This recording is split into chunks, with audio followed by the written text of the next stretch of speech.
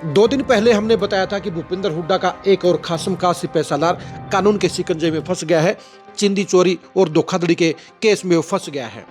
भूपेंद्र हुड्डा की सरकार में 2 ऐसे अफसर थे जिनकी तूती बोलती थी। पहले थे ML तायल, जो अब भूमि घोटाले के अंदर फंस गए हैं, लेकिन उनके अलावा एक अफसर और भी था जिसकी हुड्डा की सरकार में पूरी तूती बोलती थी, और वो कांग्रेस की सरकार में सुपर पावर का रुतबा रखते थे। हर विभाग में उनकी मर्जी से ही फैसले होते थे और उनकी इच्छा के खिलाफ कोई पत्ता भी नहीं हिलता था। हम बात कर रहे हैं के खंडेलवाल की, यानी कृष्ण कुमार खंडेलवाल।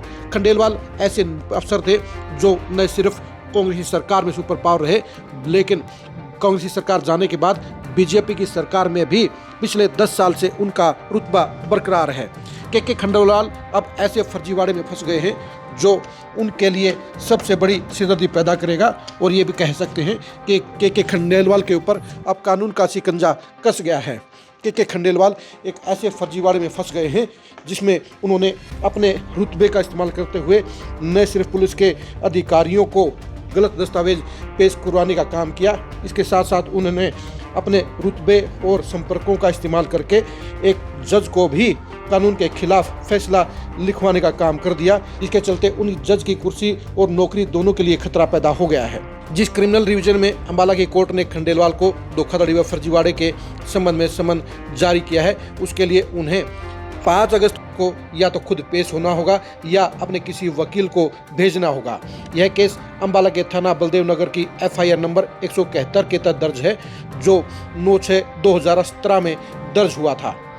खंडेलवाल के दबाव में अंबाला पुलिस के तत्कालीन जांच अधिकारियों रमेश कुमार ASI, वर्तमान में SP अंबाला के रेडर, और शैलेंद्र सिंह इंस्पेक्टर ने FIR नंबर 171 की जांच पड़ताल में शिकायतकर्ता यशपाल सिंह के डॉक्यूमेंट्स को हटाकर FIR नंबर 171 की कैंसिलेशन की रिपोर्ट कोर्ट में दी थी, जिसके चलते पूरा केस बदलने का प्रयास किया गया था।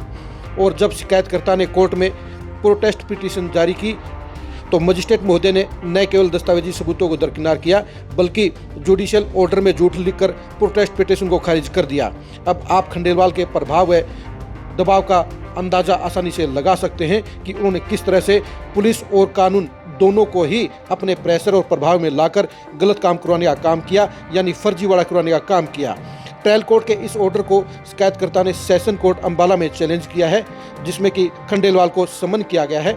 जुडिशियल ऑर्डर में झूठ लिखने वाले मजिस्ट्रेट के खिलाफ भी मुकदमा चलाने के लिए शिकायतकर्ता यशपाल सिंह ने सरकार को लिखा है, जिस पर सरकार ने संज्ञान लेकर मामला माननीय हाई कोर्ट को भेज दिया है। अब बारी है FIR नंबर 171 के सब्जेक्ट मैटर और उसके आरोपियों की, तो इससे जुड़ी विस्तृत व दिलचस्प जानकारी हम आपको सिलसिलेवार बताते रहेंगे कि किस तरह से के खंडेलवाल ने चिंदी चोरी करते हुए एक व्यापारी को, एक बिजनेसमैन को बड़ा नुकसान पहुंचाने का काम किया, किस तरह से खंडेलवाल ने कानून के साथ खिलवाड़ करने का काम किया, किस तरह से खंडेलवाल ने बरसों तक पुलिस के सिस्टम को काम काज करने से रोकते हुए अपनी मर्जी चलाने का काम किया।